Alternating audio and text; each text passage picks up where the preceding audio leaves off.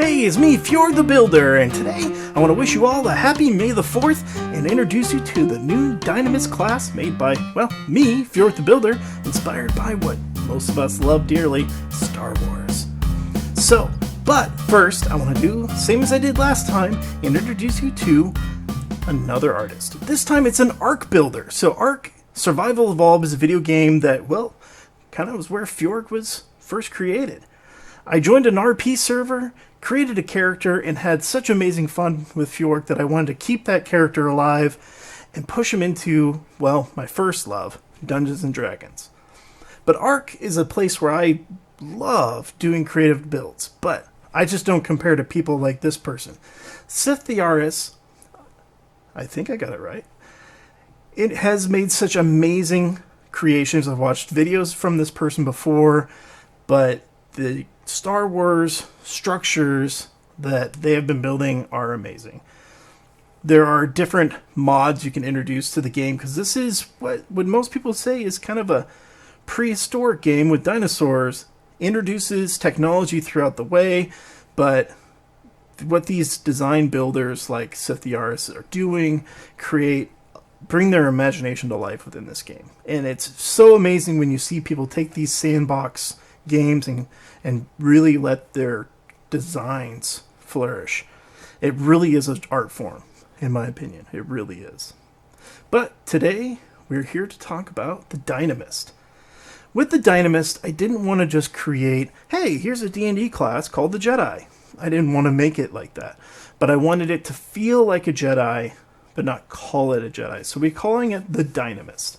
And the Dynamist uses Dynamism. And Dynamism is simply summed up as Dynamism is the power of self, and that person's ability to invoke their will upon the world. The Dynamist is someone that has so much force of will that they can apply that to the physical world around them. They harbor varying degrees of psychic power, along with the ability to push their own bodies beyond normal limits. The Dynamist not only has these sorts of powers, and we're going to make use of D&D spells to give them Dynamist powers, but they also are able to manifest their dynamism with a Dynamis blade. They channel blades of pure willpower into the hilt of bladeless sword handles. So they'll take what would be the hilt of a standard sword, say a long sword, and they will into existence a blade made of pure dynamism. This blade now does force damage, still does the damage dice of the original weapon that the hilt would have gone to. So you can take a dagger, a short sword, a long sword, or a great sword. Any weapon with slashing damage can now become a Dynamis blade. So the only changes are it generates some light, which we'll talk about later, and it does force damage instead of its regular slashing damage. It's a little powerful, I know, but this is for a very unique campaign setting. Dynamism is maybe not something you would introduce into any campaign, but this is a campaign where if you wanted something like this, the Dynamis would really stand out. The Dynamists also don't use verbal, somatic, or physical components to their spells. They are willing the effects of the spells into existence. So they have some limited spell casting. We're going to talk about that here soon. The power of will is important to discuss because that is really the crux of the Dynamist. They have so much charismatic power that their force of will, their power of will, not only empowers their abilities, but may also influence others around them. And very powerful Dynamists will develop a following. And the following generally has a hierarchy of master, Dynamist, apprentice, and follower. A follower may not have dynamistic powers, but they may have an aptitude to learn. Or they're just drawn to this Dynamist following, believe in the teachings of the master or the will of the master, and more or less develop some would say is a cult. Some Dynamist followings may be cults or do horrible things, but not all Dynamist followings are. There's going to be definitely Dynamist followings with a lot of goodwill built around them. So those that play Dynamist will often be those that have positions of power or held a level of popularity. that would be attained by a folk hero, an entertainer, or noble. Any race can become a Dynamist as well, but many of the races that have a high aptitude for charisma tend to be drawn to a following. Part of the false image of being a cult would be due to the fact that creatures like tieflings, drows, half-elves, dragonborn, and Aasimar might be drawn to a following.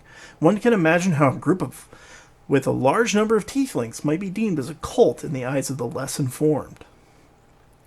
So as we get to the Dynamist chart here, it's a 20 level progression class, as all 5th edition classes are. At first level, you're going to get access to some limited cantrips, Dynamist Blade, and then once we reach level 2, you're going to get the parrying stance. This is going to be similar to, in Star Wars, a lot of times the Jedis will use their lightsabers to deflect blades, to avoid damage, or deflect blaster shots. This is not taking away from the monk with a deflect missile, because they're not able to fire these back, but it does give them some defensive power. At 3rd level, they're going to pick a Dynamistic Will. This will give them some unique spellcasting options. As far as a few spell choices, they kind of put them on a path of what their will upon the world and how they're going to affect it. Dynamistic spellcasting bumps up to 1st level options, and then we move to 4th level. At 4th level, you're going to get that ability score improvement and a Dynamistic Blade enhancement. So, the Dynamistic Blade, because this is the weapon that your Dynamist is going to prefer over anything else, I was coming across the issue of, well, if you find a enchanted weapon that has a modifier on it, why would you continue to use your Dynamistic Blade just because you can, it's force damage, when most people are going to want that +1/+1. Your Dynamistic power improves the quality of your blade. So instead of giving you different damage dice or adding a bonus damage, it just gets that +1/+1 enchantment for free. With classes like the Artificer added into the game, getting a +1/+1 enchantment at early levels is actually not that hard. And a lot of DMs don't really charge a lot for these basic enchantments, so I feel like 4th level is not that bad. At 5th level, you're going to get extra attack, because this is a martial class, even though they have spellcasting. At 6th level, we're looking at Dynamistic spellcasting at 2nd level. At 7th level, we've got Dynamistic shielding. At 8th level, the ability score improvement. At 9th level, Aura of Leadership. 10th level, nothing. At 11th level, Dynamistic spellcasting 3rd level.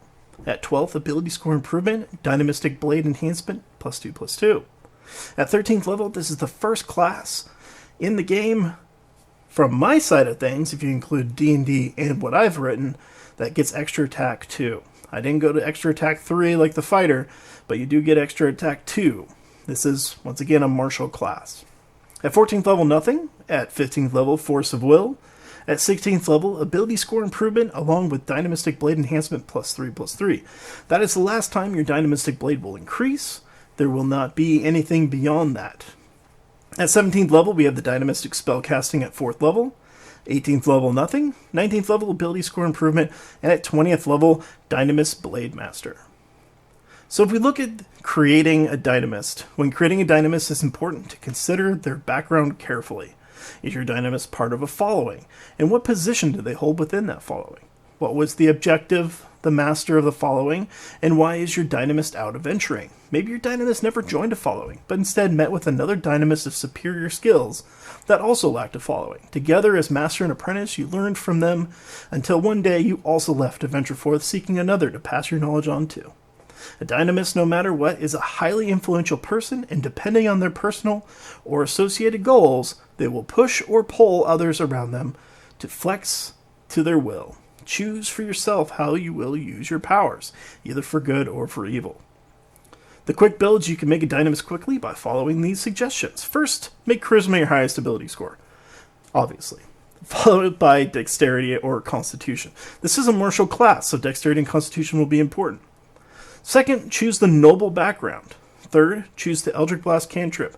Now I need to make a correction there. I removed the Eldritch Blast cantrip, so I'm going to need to go in there and fix that. But that is no longer part of their spell list. That was just too strong, and I want this to be a martial class, not a ranged class. Class features. As Dynamis, you gain the following class features. It's a D10. You are a martial class. You're up there with the fighters. This may be too powerful. I have a few people playtesting, and we'll look to see if this needs to go to a D8. But it's a D10 because your armor proficiency is limited to light armor.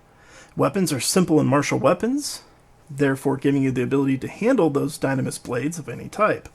No tool proficiencies, and your saving throws are Constitution and Charisma. Skills, you get to choose 3 from the following: Acrobatics, Animal Handling, Athletics, Deception, History, Insight, Investigation, Medicine, Perception, Persuasion, Religion, and Stealth. Equipment, you're going to start with a few things. Any simple or martial weapon focus. And I refer to that as a weapon focus because it's just the hilt. Option 2 here is you get a short bow with 20 arrows or a short sword. You get a diplomat's pack or an explorer's pack, and leather armor and a dagger. Spellcasting. So Dynamis is a spell-like ability. Dynamism is a spell-like ability that only a Dynamis can control. It typically manifests in spells that affect the Dynamis themselves, but can also be projected out around them. So Dynamis will their spells into existence, neither requiring verbal or somatic or component materials to cast. They have limited access to how many times they can access this manifestation of will, but when they do, it is done with little sign that they are casting a spell. A spell list available at the end of the section that outlines core spells a Dynamis can cast. Cantrips. Choose a number of cantrips from your Dynamis spell list using the preparing a list of spells method outlined below. This is important because the preparing a list of spells for a Dynamist is done differently. Spellcasting is done with Charisma, with the standard formulas below. Spellcasting focus. A Dynamist is unique in that they do not require a spell components or a spell focus to cast their spells. The Dynamist is the conduit of their magic. Preparing a list of spells. You have a number of Dynamist points, or DP, equal to your Charisma modifier plus the number of levels you have in the Dynamist class. Each spell requires you to spend a number of DP equal to spell's level plus 1 to prepare it. Cantrips only cost 1 point. You may prepare a spell more than once, getting additional uses of the spell equal to the number of times you prepared it. You may also prepare additional uses of your will's specific spells when you gain access to them. A Dynamist can change their prepared spells whenever they complete a long rest. That's also when you're going to get to use those spells again. When you prepare those spells, that's when you get to use them. So, to explain this further, we have an example here. You are a level 3 Dynamist with access to a list of cantrips and first level spells. You have a Charisma modifier of 3, therefore you have 6 Dynamist points. So, you get 3 from your Charisma modifier, and you get 3 from your Dynamist level. You can spend these points on any number of spells you want, but as an example, you could have 2 first level spells costing 2 points each, and 2 cantrips costing 1 point each, totaling 6 points. So, you could make your 2 first level spells the same spell. You could repeat that spell over again. You don't have to, you can make it separate spells, but if you want to have casting of a specific spell more than once, you need to prepare it more than once. This makes the Dynamist a interesting caster option, but it's not a caster-focused class. Similar to the Warlock, very similar to the Warlock, but more martial. So, if we go to casting a Dynamist spell, the Dynamist can cast any spell they have prepared once before needing to complete a long rest. This excludes cantrips, which have no limit to the number of times they can be cast. If a spell can be cast at a higher level, it is always considered to be cast at the highest level of a Dynamist spells available to you. Later in this class, you gain the ability to cast some of your spells more than once. So, this is going to refer to your will, where you'll get some bonus casting. The Dynamist Blade, we spoke about this before. The Dynamist Blade requires a focus, and that needs to be the hilt of a bladed weapon that does slashing damage. Your Dynamist Blade is going to generate light in a 5-foot radius and dim light in an additional 5-foot radius. The damage type is changed to force, and now, when you're using your Dynamist Blade, you may use your Charisma when calculating their attack and damage rolls. So, this blade, you're going to use your Charisma, you're going to use the force of Dynamism to not only generate the blade, but to also guide your strikes. This is why Dexterity for a higher armor class, or Constitution for a little more hit points, will be your needed stats and not Strength, per se. Your blade's going to increase, as we spoke about before, getting a +1, +2, and +3 bonus as you level up. So choosing a blade, it's just another outline talking about how the blade is used. If a Dynamis uses the hilt of a longsword, it just explains that further. Exclusions. Only bladed weapons with slashing damage can be used as a Dynamis blade. Weapons with piercing and bludgeoning damage are excluded. This may change, but the point was to create a bladed weapon similar to the lightsaber, but I didn't want to give it like the cutting ability of a lightsaber. Parrying stance. So starting at 2nd level, you can take an action to choose to enter a parrying stance. Now this is going to be similar to choosing to take the dodge action, but what changes is the parrying stance is all attacks made against you have disadvantage. That's the same as dodge. You have advantage on dexterity saving throws. Same as dodge. But what you're gaining is additionally you may add your charisma modifier to your armor class till the start of your next turn. Your will is so strong it strengthens your own defenses until this stance ends. So, if you have a 13 armor class and you take the parrying stance, not only are your creatures going to have disadvantage on those attacks against you, you're going to have advantage on your dexterity save. You also get to add +3 to your armor class, giving you an AC 16 until you start your turn again. This is a not game breaking, but a decent way to add additional features to this martial class that gives a little bit of a tanking option. You have to forego doing damage to avoid damage. We'll see how it goes, how it plays out in real gameplay. Dynamistic will.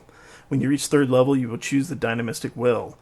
One of the wills are not mentioned here because I added a 4th one last minute, but we have Will of the Iron Wall, Will of the Storm Rager, Will of the Mended Body, and Will of the Infected Soul was the last one I added. We have our ability score improvement, extra attack at 5th, Dynamistic shielding at 7th level. Your will and presence are so powerful you have erected barriers within your own mind to protect you from mind-altering effects. You have advantage on saving throws versus magic from the School of Illusion. Aura of Leadership at 9th.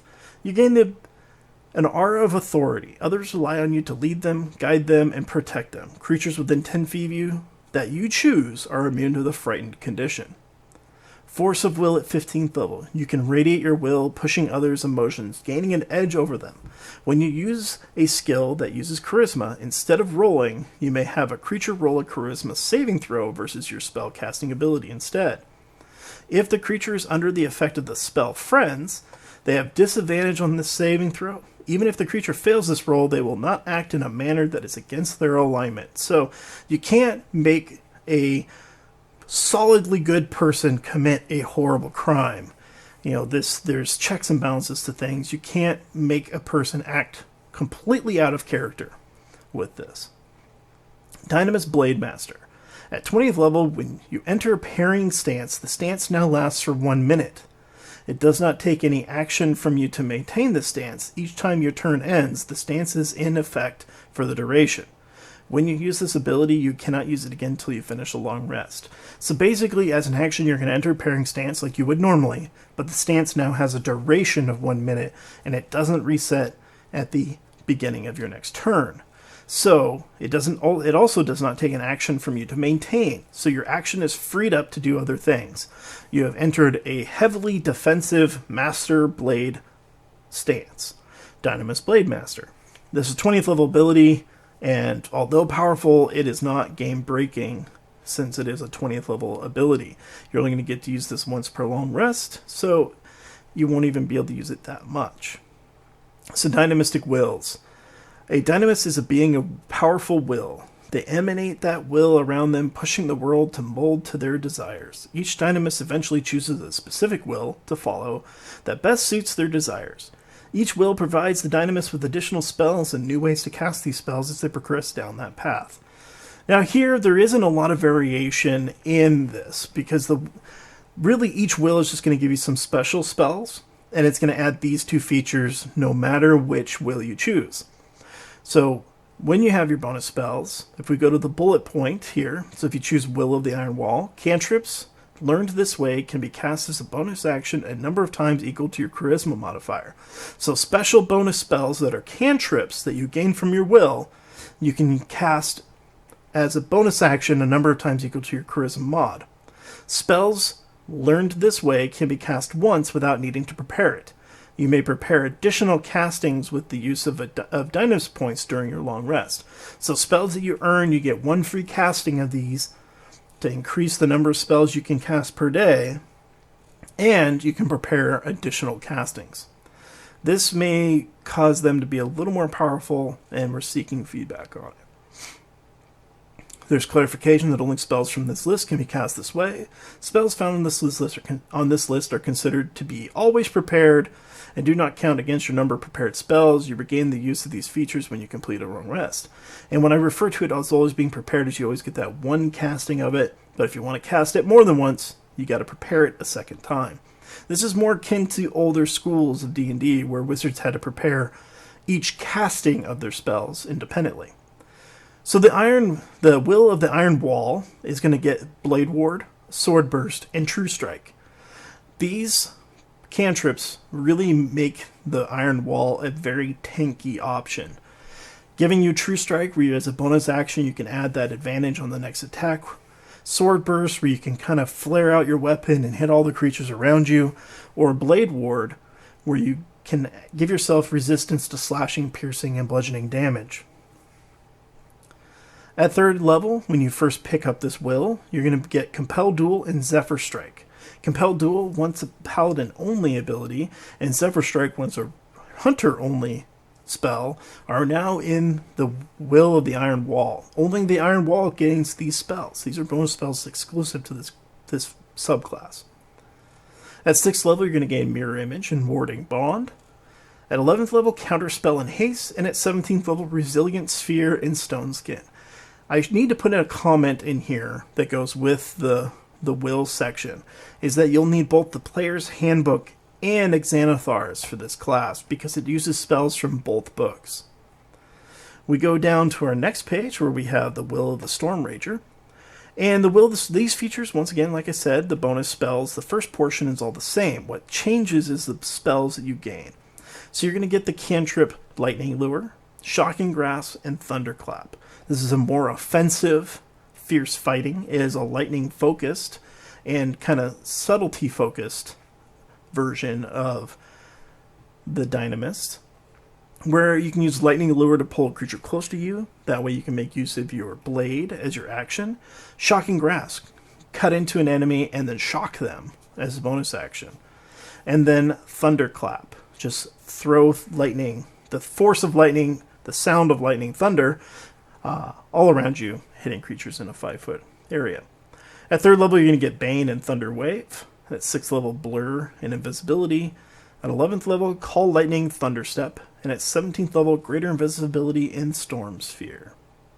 The Will of the Mended Body, like I said, similar features before. It's the bonus spells that are unique.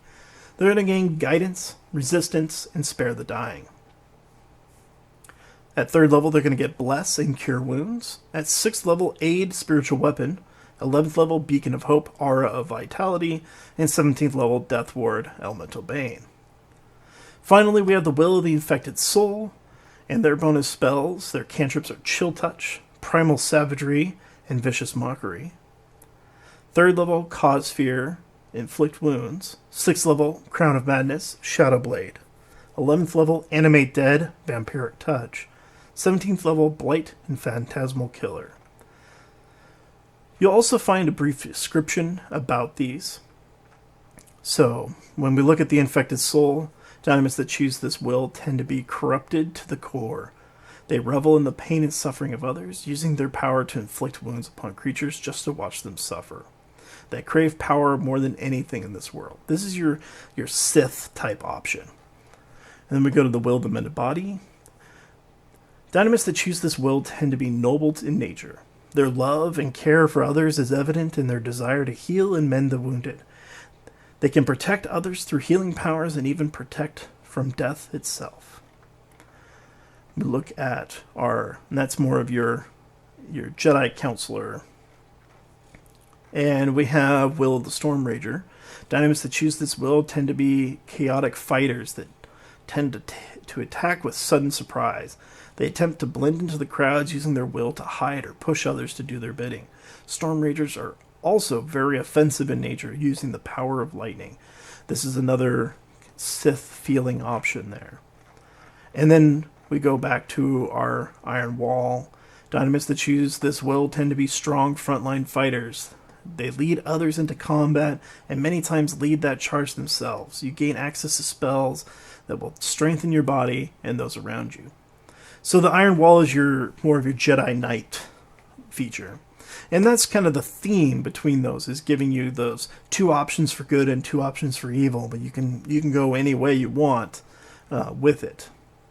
And here's our Dynamist spell list. I'm not going to go through each spell, but I'll sit on the screen for a minute. The Dynamist was something I wanted to create for May the 4th, but it's also been something I've been wanting to create for a while. I love Star Wars, and I love the Jedi and how they exist within the Star Wars universe.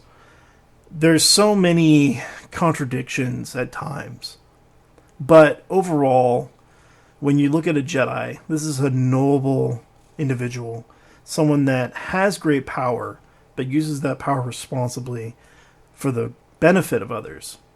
And then you have the Sith, where they show how great power can really corrupt the soul. And if you know a lot of Star Wars lore, you know that the stronger that someone grows in the dark side, the more corrupted their body even looks, with permanent scarring and shadowing around their eyes. The dark side of the Force infuses into their skin. It's such a lore-heavy world that I think can blend so well with Dungeons and Dragons. Well, with that, I would really like to thank you all for watching. I hope you want to play the Dynamist. You can find the Dynamist class on my Discord server, Fjorg's Forge. The link is available in the description. Also on our main page on Fjorg's. On the YouTube channel here, you can also go to @Fjorg the Builder on Twitter and talk to me there. But Discord's going to be your best option to get a copy, as the PDF is available there. Again, thanks for watching. Please like and subscribe and share the video. I hope you all had a good time. I hope to hear some of you make the Dynamist and use it in your games, and tell me all about it. I need to add something? Do I need to change it? Is it too strong? Is it too weak? Is it too complicated? Feedback is important, but keep the feedback creative. Give me feedback that may offer solutions. That's always the most beneficial thing. And as always, thank you so much. Have a great day.